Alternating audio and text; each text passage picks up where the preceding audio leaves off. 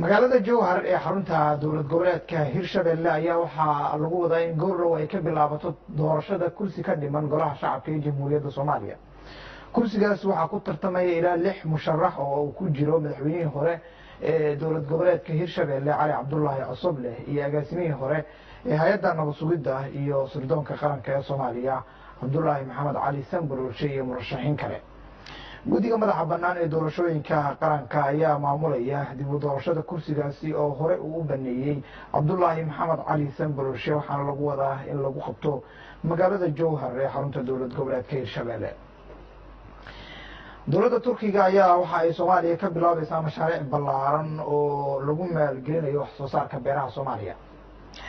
mashaariicda waxay isugu jiraan kuwa lagu tababarayo beeraleyda isla markaana sidoo kale qalabyo lagu siinayo beeraleyda. mashruucan oo isugu jira tababarka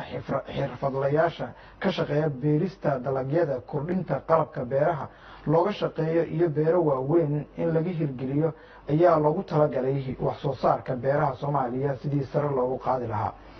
isduwaha hay-adda tika ee soomaaliya ayaa wakaaladda wararka ee anadol u sheegay in ay bilaabayaan hirgelinta iskuul dhinaca beeraha ah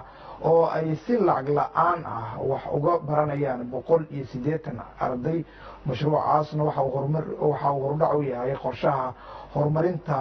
dhinaca beeraha ee soomaaliya ee turkiga uu ka taageerayo. sanadkan ayaa sidoo kale beero looga sameynayaa deegaanada shabeellooyinka si waxtar looga dhigo mashruuca horumarinta beeraha. soomaaliya iyo turkiga ayaa dhowaan waxay gaadheen heshiis dhinaca kobcinta wax soo saarka ah iyo sidoo kale suuqgeynta wax soo saarka soomaaliya oo la geenayo wadanka turkiga oo ka mid ah wadamada sida hagar la-aanta u garab taagan soomaaliya. dhinaca caalamkana oo markaanu eegno wararka ugu doorkaroon waxaa ka mid a shirka madaxda wadamada africa ayaa waxaa ka furmaya magaalada addis ababa ee wadanka ethoobiya. shirkaas waxaa diiradda lagu saarayaa la dagaalanka musuq maasuqa iyo weliba horumarinta dhaqaalaha ee wadamada africa. inta badan madaxda dalalka africa ayaa kulankan ka qeybgalaya waxaana diiradda si gaara loogu saarayaa sidii loo abuuri lahaa hal suuq oo gaadiidka cirka ah oo ay yeeshaan wadamada africa. 23 dal oo ka mid ah africa ayaa madaxdoodu halkaas joogaan waxaana lagu wadaa inay saxiixaan soo jeedinta abuurista suuqaasi. waxaana sidoo kale goluhu xooga saari doonaa tirtiridda musuq maasuqa iyo weliba kobcinta dhaqaalaha africa. caqabadaha haysta dhaqaalaha africa ayaa sidoo kale looga hadli doonaa shirka madaxda wadamada africa oo ah shir aan caadi ahayn. midooda africa ayaa sidoo kale lagu wadaa inay cambaarayaan hadal muran badan dhaliyay oo madaxweynaha maraykanku ku dhalilay dadka afrikaanka ah iyo qaar ka mid ah dadka kasoo jeeda latin america. dowladda afghanistan waxay eedeyn u jeedisay dowladda bakistan taasoo ku aadan iyana inay taageerto ururka taalibaan. arrinta waxay ka dambeysay shalay markii uu qarax ay ku dhinteen in ka badan 95 qof islamarkaana ay ku dhaawacmeen 158 qof uu ka dhacay magaalada caasimada u ah wadanka afghanistan ee kabul. dowladda afghanistan waxay sheegtay in loo baahan yahay in la joojiyo taageero dhinac walba oo la siiyo kooxaha taalibaan ee ka dagaalama wadanka afghanistan. sargaalka dowladda u hadlay waa dowladda afghanistan ayaa sheegay in dowladda bakistan ay ku howlan tahay waxa ugu yeeray caawinta kooxaha argagixisada ah islamarkaana ay u fududeynayso fulinta weeraro bahalnimo ah kaasoo lagu leenayo dadka rayidka ah. kooxda taalibaan ayaa waxa ay sheegatay mas-uuliyadda qaraxii shalay ka dhacay magaalada kabul ee wadankaasi afghanistan. qaraxaas oo loo adeegsaday gaari nooca loo yaqaano ambalasta oo loo isticmaalo gurmadka degdega ah dadka marka ay waxyeelada gaarto. warkii koobnaa waa naga intaa aan idinku celiyo barnaamijkii saakay iyo dunida iyo weliba axmed cali kaahiye.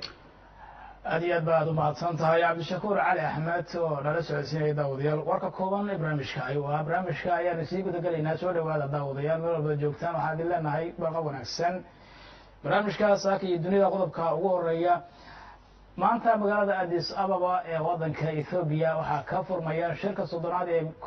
ururka midowda africa iyadoo ay ka qeybgelayaan madaxweynayaasha qaar ka mid ah wadamada africa. faahfaahin la xiriirta shirka waan idiin soo gudbin doonaa oo waxaad kula socon doontaan barnaamijka. hase yeeshee markaan aan ku hormaro ra-iisul wasaaraha xukuumadda federaalka ee soomaaliya mudane xasan cali khayre ayaa si faahfaahsan waxa uu uga hadlay shirkii uu uga qayb galay magaalada Darfur ee waddanka Switzerland halkaa oo shir maalmo socday ra-iisul wasaaruhu uu uga qayb galay khudbadna uu ka soo jeediyey. haddaba mudane xasan cali khayre ra-iisul wasaaraha jamhuuriyadda Soomaaliya ayaa waxaa waraysiga la yeeshay wariye cabdiqani cali dalmar oo ku sugan dalka Switzerland waxaana uu weydiiyey bal inuu faahfaahin ka bixiyo shirka iyo muhiimadda uu Soomaaliya u lahaa. waa mahadsantahay dalmar adiga iyo dadka kale oo Soomaaliyeed oo magaalada jooga iyo gaar ahaan dalka Switzerland waa idin salaamay. waxaan gaar ahaan idinkaga mahadcelinayaa shaqada aad u haysaan TV-ga qaranka Soomaaliyeed kuwiina magaalada jooga ee Soomaaliya magaalooyinka Soomaaliya iyo idinkaba. waxaan halkan u nimid inaan ka qayb galno aniga iyo wafdigii ila socday shirka ka dhacay magaalada Davos loogu yeero shirka dhaqaalaha adduunka oo sanadlaha ama World Economic Forum-ka oo si rasmi ah looga casuumay dowladda Soomaaliya iyada uu matalayo ra-iisul wasaaruhu. macnaheedu in nala ku casuumo shirkaas oo furitaankiisina uu furay madaxweynaha Indiya, xiritaankiina uu xiray madaxweynaha Mareykanka, madaxweynayaasha adduunka sida Jarmalka, Faransiiska, Ingiriiska, Chinese-ka oo dad madax ay ka socdaan inay yimaadeen. waa meesha sanadka marka uu bilaabanayo looga hadlo ama ay iska jidka dhaqaalaha iyo siyaasaddu ay iska goyso oo lagu jaangooyo sanad walbo bilowda adduunyada meesha u socon lahayd. shirkaas ayaan u nimid, shirkaas ayaan ka qayb galnay annagoo matalayna dalka iyo shacabka Soomaaliyeed. waana tallaabo muhiim ah oo ummadda Soomaaliyeed ay gaartay. waagaag mudane ra-iisul wasaare shirkan markii ugu horeysay ayaa intaan la socon Soomaaliya lagu casuumay waxaana tahay ra-iisul wasaarihii ugu horeeyay shirkaasi ka soo qayb gala. dowladihii ku-meel gaarka ahaa iyo tii haatan idinka horeysana kama soo qayb galin. maxaa idinka idinkuga casuumay? dalku wuxuu soo maray dariiq dheer. meesha hadda aan joogno hay-adaha ugu waaweyn oo hadalkooda uu ugu weyn yahay marka la isugu yimaado Davos sanadkiiba mar waxaa ka mid ah hay-adda lacagta adduunka iyo bangiga adduunka. dowladda hadda jirta oo hogaamiyey madaxweyne Farmaajo aniguna aan ra-iisul wasaare ka ahay iyo xukuumadduba waxa ay intii aan joognay aan xoog gelinay inaan la shaqeyno bangiga adduunka iyo hay-adda lacagta adduunka. waxaa nooga soo baxay oo aan soo gaarnay ama aan ka soo haynay guulo bilow ah laakiin oo aada u waaweyn oo haddii aan sii taabo gelino 6 bilood oo kale ama sanad kale ama sanad iyo bar kale aan aaminsanahay inay tahay dariiqii horumarka ummadda Soomaaliyeed. halkan intaan joogay waxaan la kulmay madax badan oo ay ka mid yihiin madaxweynaha bangiga adduunka, xogayaha guud ee bangiga adduunka, qofka madaxda gabadha madaxda ka ah hay-adda lacagta adduunka. kulligood waxaan isla garanay in Soomaaliya ay joogto meeshii ugu wanaagsaneed. Soomaaliya rajadeedu ay fiican tahay, Soomaaliya dhaqaalaheedu dib u soo noolaan karo, Soomaaliya ay dib ula falgeli karto hay-adaha dhaqaalaha adduunka. qof walba Soomaaliyeed oo dhageysanaya dalka gudihiisa iyo dibadiisa waxaan rabaa markii aan u sheego sida kaliya oo dalka dib loogu dhisi karo, sida kaliya oo jidad iyo isbitaallo iyo iskuulo lagu dhisi karo tahay inaan helno dhaqaale annagu aan ku dhisano.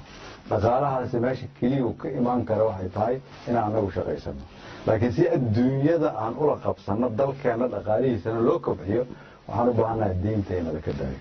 oo ah ku dhawaad 6 bilyan oo dollar. si deyntana la kaga daayo waxaa jira shuruudo nala ka rabo inaan soo marno. xukuumadda ra-iisul wasaaraha iyo madaxweynuhu waxay aada ugu howleeyihiin shuruudahaas inaan soo buuxino. ilaa hadda waa soo buuxinay.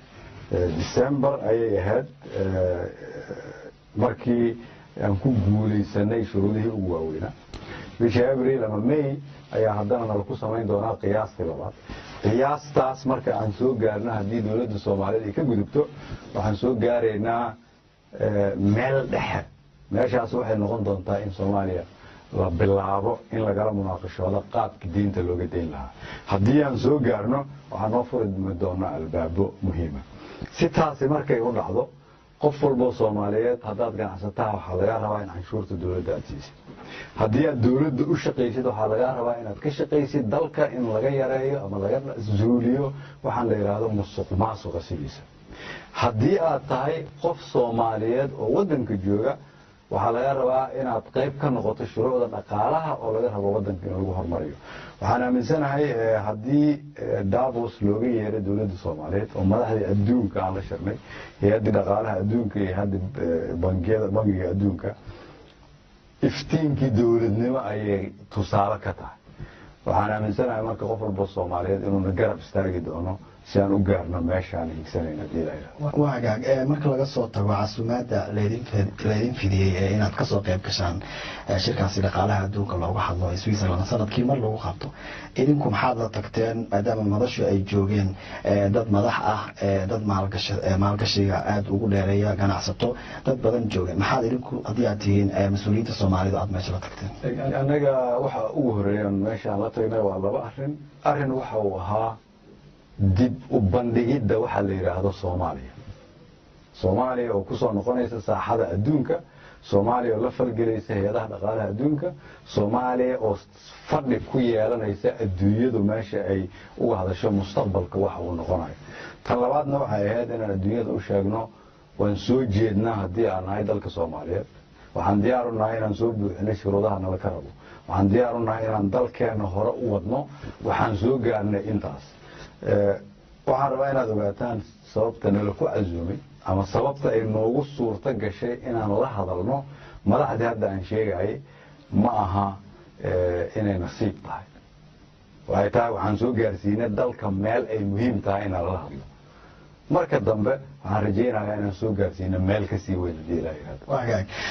marka laga soo tago kulamada aad la qaadatay madaxda baanka adduunka iyo madaxda kale waxaa jiray kulan dadka Soomaaliyeed ay indhaha si aad ah uga hayeen kaasi oo ah kulankii aad la qaadatay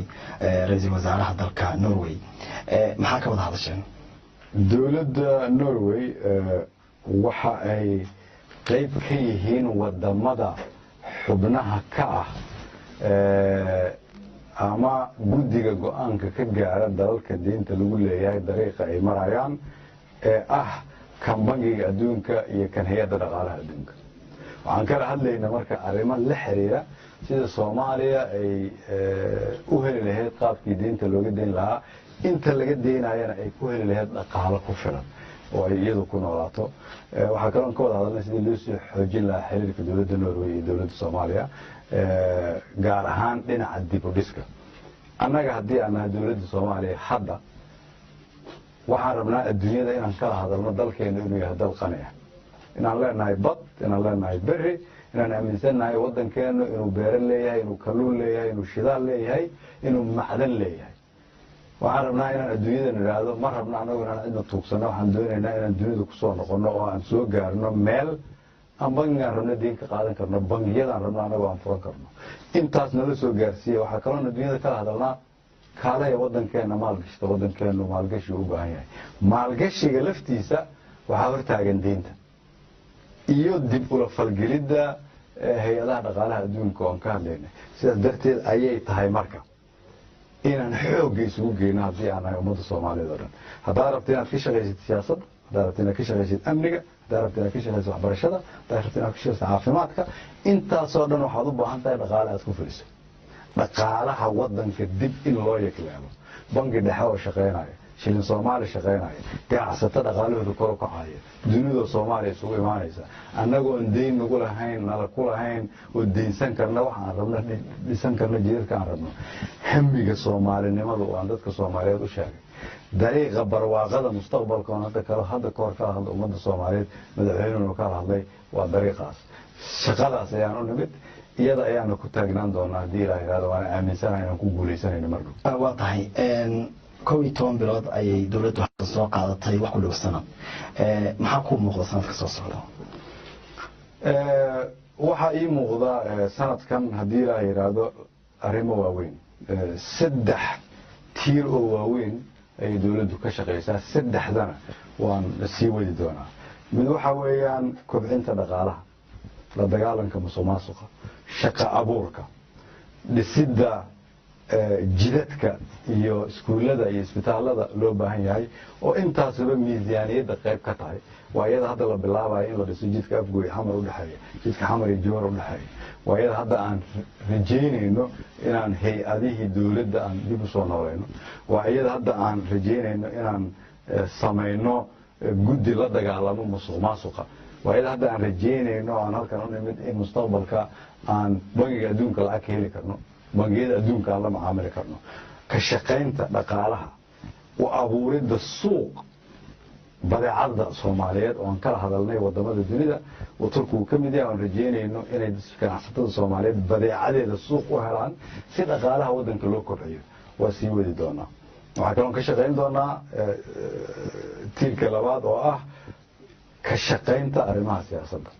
xoojinta dib u heshiisiinta adkeynta federaaleynta ka shaqaynta sidii lagu gaari lahay doorasho qof iyo cod sanadka 2020ka hirgelinta shuruucda muhiimka u ahaa sharciga doorashooyinka ama in la tirakoobo ciddii doorashada geli lahayd la samaynta heshiisyo lala yeesho dowlad goboleedyada si loo dhammaystiro waxyaabaha naga maqan oo ay ka mid tahay in dadka soomaaliyeed oo dhan ay ku heshiiyaan sida loo dhammaystiri lahaa dastuurka qabyada ah inta aan la gaarin 2020ka arrinka saddexaad oo shaqadiisu ay socon doontana waxayaan ka shaqaynta amniga dib u dhiska ciidamada isu keenidda qorshe ciidan oo midaysan oo looga shaqaynayo waddanka ha noqdo boliis ha noqdo military ha noqdo nabad sugid shaqooyinkaas way socon doonaan saddexdana waxaan rajaynayaa haddii ilaah yidhahdo 2018 aan guul ka gaari doono waayahay ugu dambeyn ra-iisul wasaare dad badan oo soomaaliyeed ayaa ku daawanaya maxaad jeceshahay inaad hawada umarsiiso oo aad fariin aad u gudbinaysaa